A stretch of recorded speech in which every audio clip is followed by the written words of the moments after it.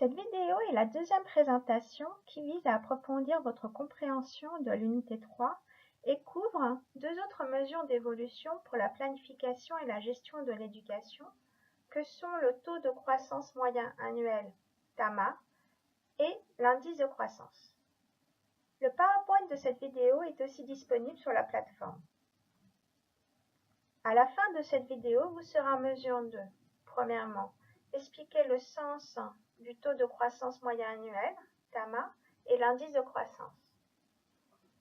Et vous serez aussi en mesure de calculer et analyser ces deux mesures dans le cadre de la planification et la gestion de l'éducation. Vous disposez de données annuelles d'un phénomène sur une période donnée.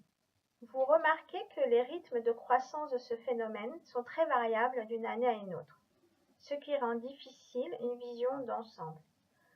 Par conséquent, il serait utile de déterminer quelle serait la variation moyenne de ce phénomène chaque année sur cette période. Pour cela, il faut calculer le taux de croissance annuel moyen, TAMA, de ce phénomène pour la période étudiée. La formule de TAMA se calcule en trois étapes successives. Attention à l'ordre des opérations. On calcule d'abord l'opération qui est entre crochets, c'est-à-dire la division de la valeur d'arrivée sur la valeur de départ. Ensuite, on met le tout à la puissance 1 sur n, où n est la différence entre l'année d'arrivée et l'année de départ. En fait, n représente le nombre d'années étudiées de cette période. Ensuite, on retire moins 1 ce résultat. Alors, le TAMA donne une valeur décimale qui est généralement exprimée en pourcentage pour faciliter son interprétation. Pour cela, vous devez multiplier le résultat par 100 et ajouter le symbole des pourcentages.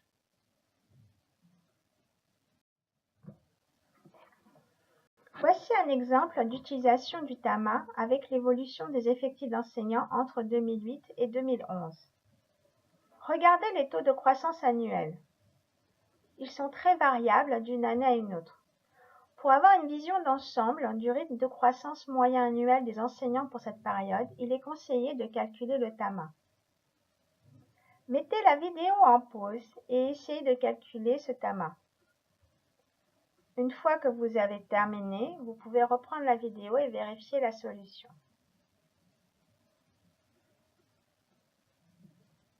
Vous pouvez maintenant vérifier le résultat de vos calculs. Le TAMA pour la période étudiée, 2008-2011, se calcule de la manière suivante. Nous prenons les effectifs de 2011, 60, que nous divisons par les effectifs de 2008, 50, qui nous fait 1,2. On met le tout à la puissance 1 sur n. N, c'est l'année d'arrivée moins l'année de départ, c'est-à-dire 2011 moins 2008. Donc, on doit calculer 1,2 à la puissance 1 tiers. Pour obtenir le TAMA, on retire moins 1 et on obtient ainsi 0,063. Ce résultat doit être exprimé en pourcentage, ce qui nous donne 6,3%. En conclusion, en moyenne, les effectifs des enseignants ont augmenté de 6,3% par an entre 2008 et 2011.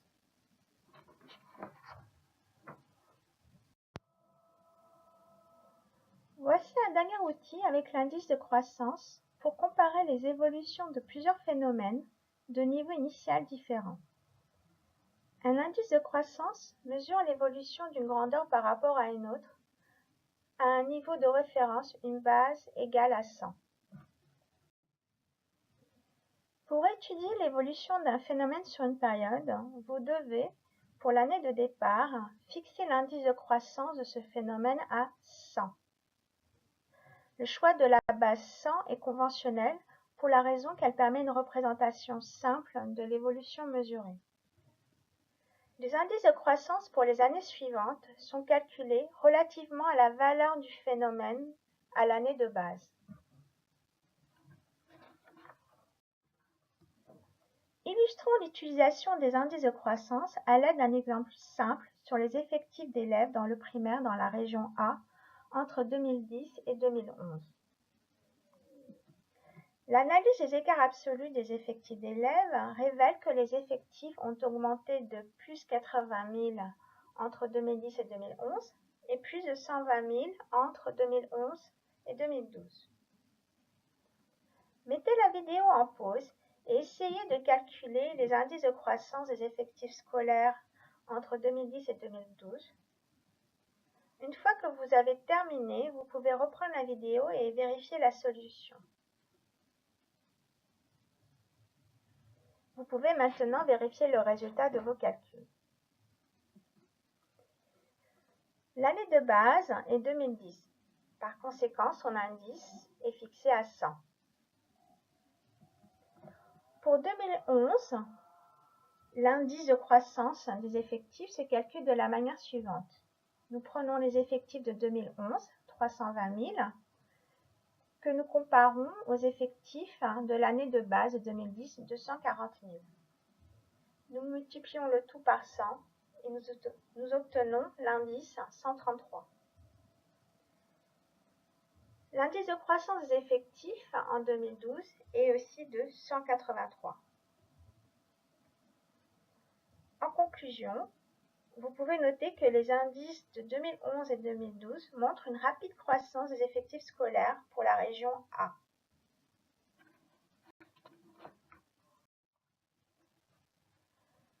À présent, on souhaite comparer l'évolution des effectifs des élèves dans le primaire pour deux régions, A et B. Plus précisément, on souhaite étudier la croissance des effectifs en termes d'écart absolu, mais aussi identifier la région ayant vu ses effectifs augmenter le plus rapidement possible. Vous pouvez remarquer que la région A est la même que celle étudiée précédemment. Quel premier constat pouvez-vous faire sur la taille des effectifs pour ces deux régions entre 2010 et 2012?